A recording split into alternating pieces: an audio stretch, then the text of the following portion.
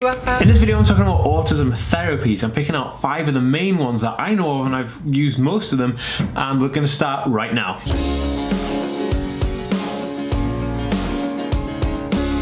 Hey guys, welcome back to the Aspie world. My name is Dan and I have Aspergers Syndrome, ADHD, OCD and dyslexia. I make weekly videos on this type of content, so if you're new around here and you want to learn more and see more videos, remember to hit that subscribe button and hit the notification bell. Oh, and if you're watching on Facebook, make sure to give this page a like and a follow so you see daily videos from me. Okay guys, like I said, we're going to be looking at 5 autism therapies that are effective and used quite regularly, and I've actually used most of these myself. Also, I'll be talking about one at the end which is highly controversial, because I guess I need to cover it just to talk about it, but not actually to say that it's one that I should recommend or use. So are we talking about that coming up? Hey guys, welcome back. It's so good to be doing another video, and if you're watching this on Facebook, it's a bit later than Autism Awareness Week, but right now it is still World Autism Awareness Week, and I am just finishing up. I've got this video today and there's another video tomorrow to finish up the World Autism Awareness Week videos every single day. And if you've missed the videos from World Autism Awareness Week, then you can go back to my channel and see the last 7 days worth of videos. There's some awesome ones in there. There's a vlog, routines, all kinds of cool stuff. So guys, as it's World Autism Awareness Week, I am raising money for the National Autistic Society, which are the UK's gold standard autism charity. Super awesome. How I'm doing it is I'm releasing this t-shirt. Now you can get your very own one in the link in the description below, and 100% of the profits go to the National Autistic Society, because we really need to give back to the community that supports us. Anyway, so I wanted to do a video on therapy because there are lots of different therapies available and lots of different options for people, and I feel like it's good to have this discussion and open it out right now. So if you know of any therapies that I don't mention in this video, make sure to put it in a comment down below, or if you're using any of the therapies that I am talking about, let me know your experience in the comment section. I read and respond to every single comment. Okay guys, so let's get started. So the first one I want to talk about is occupational therapy. Now, occupational therapy is phenomenal. For example, I used occupational therapy when I was I'm dealing with a lot of sensory processing issues, right? So people with an autism spectrum condition have sensory processing disorder that usually comes comorbidly with it, which means that they have issues with sensory stimuli from environmental input, and this could be like light, sound, sense of smell, touch, all kinds of stuff like that. But for me, one of the big ones is my position in space. So I don't know how far I'm away from door frames, so I walk into door frames, and I also don't know how far something is away. So if I want to go like put my cup down, I don't know, I might miss the counter and hit the floor, or I might hit a cabinet while lifting a cup rather than putting it in the cabinet. All kinds of manner of things that are very annoying and upsetting to me. It's actually really upsetting. So I had occupational therapy to teach me how to use my sensory diet. So basically they worked with me to create a sensory diet that would help with things like proprioception, how to activate my body's deep muscle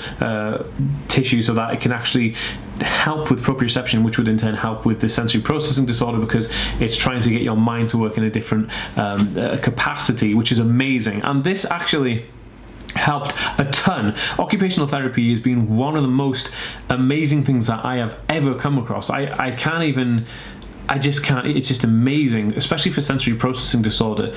Occupational therapy can also be used in a bunch of different ways. They could obviously offer psychological intervention and other things like that, but anxiety support, other support groups.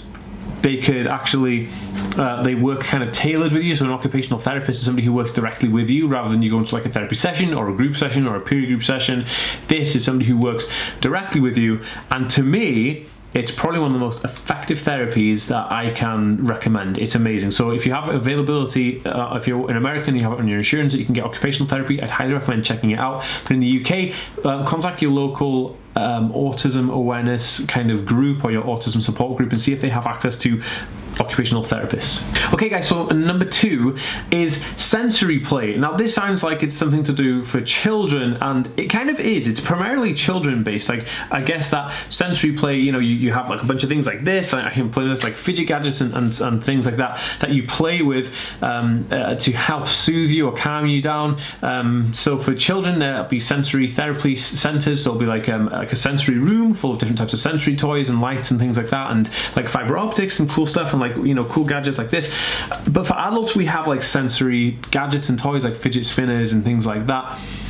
And sensory play is a great way to calm the mind, to really just bring the person back to themselves. So calming someone's mind down is also the premise of mindfulness, but in order to calm someone's mind down, you've got to kind of get them to relax in their mind. It's difficult for people on the autism spectrum to calm their minds, but in this instance, sensory therapy rooms are just absolutely amazing. I found that it's just very, very it's just therapeutic in its sense, and highly advantageous. I mean, if you're able to create a sensory room in your house, or a sensory corner in your house, or a sensory box that you bring out and you create a sensory afternoon, I'd highly recommend it. It's very, very good. There's also a bunch of DIY sensory stuff that you can find on YouTube. I actually made some sensory bottles myself, shakers and stuff, glitter and water and stuff, so maybe I'll do a video on that. Hey, if you guys want to see a video on sensory play, how to create sensory items, leave me a comment in the comment section below saying, Dan, I demand sensory play items DIY video, or something along the lines of. Okay, so number 3 is something that I've used a lot of through my life, and this is counselling. Now, counselling is is like a therapy, like a one-on-one therapy with a trained counsellor, a psycho counsellor, which basically is somebody who is a psychotherapist who can sit down and listen to you non-judgmental and help you almost audit out the things that are causing you stress and issues and blocks in your life. And I found that counselling is amazing. I actually go for counselling every 6 months. I have 6 months counselling, and then I have 6 months off, and then I go 6 months counselling to work, and it's amazing. It's actually one of the reasons why I'm able to focus in work and carry on in daily life, because one of the things that I find really difficult is actually trying to keep focused on things when I feel like my life is getting quite overwhelmed. So counselling therapy is just phenomenal.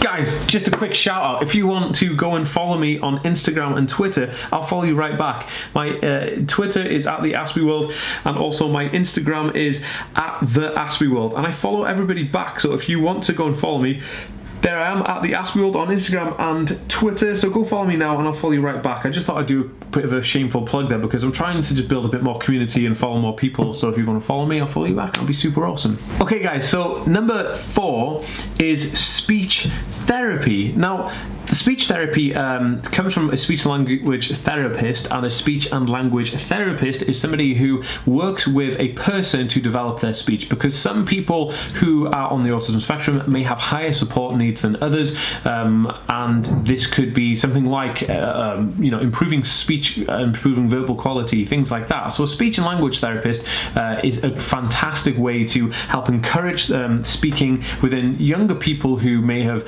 higher support needs. And I've seen this very, very successful in the school that my girlfriend used to work for, where she used to work with special educational needs children, and specifically people on the autism spectrum. Now, speech and language therapy is amazing, but it may not work for everybody if you have a non-verbal person that you're trying to work with. But in that case, they have PECS, which stands for Picture Exchange Communication Systems. Now, PECS is another phenomenal language therapy, where you can use PECS to show someone, if you need to use the bathroom, if you need to eat, if you need to sleep, if you're feeling stressed. All those kind of things are amazing, and those types of therapies are just revolutionary, groundbreaking, and to me it's something that is just off the charts helpful. It just, if you're having issues communicating yourself to another person, or communicating what you want to do in your life, in your day-to-day, PECS is just an amazing thing to do. Also, there are more therapies like that. So if you have a speech and language therapist and someone is non-verbal, you can also use things like Makaton, and there's sign language, and there's different types of sign language.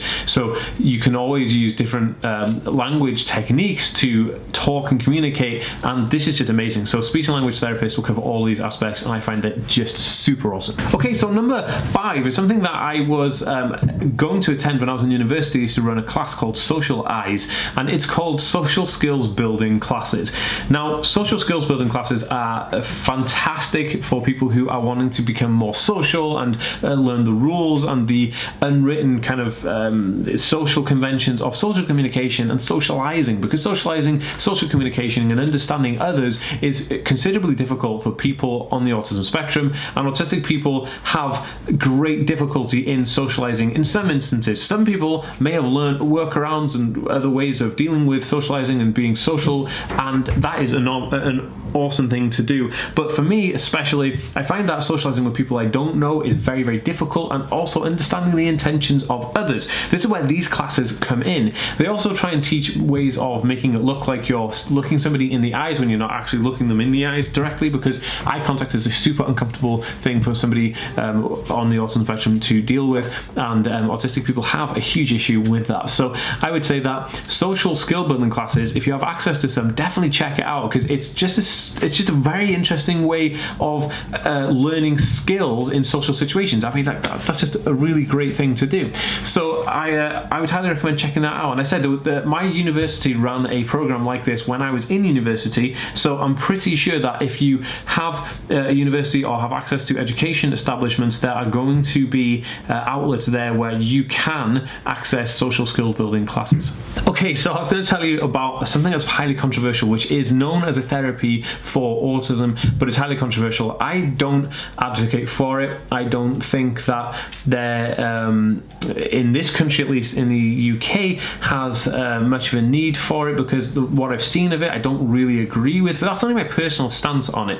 I do know of success stories in America where people have used this type of thing to great succession, and that's ABA therapy, which is applied behavioral analysis. I think that's what it stands for, and it's highly controversial. I'm not going to get into the ins and outs of it, but I just said I wanted to cover something that is controversial if you've heard of it. Some people think it's awesome, some people say it's highly abusive, and I guess there are elements to it that are maybe successful in certain ways, you know, the non-abusive stuff, but I'm not somebody who recommends it. I've not seen much good of it myself, but that's only from my perspective. So don't take my word for this. I'm just alerting you to the fact that this therapy does exist, and it's your own choice to you know, research something yourself.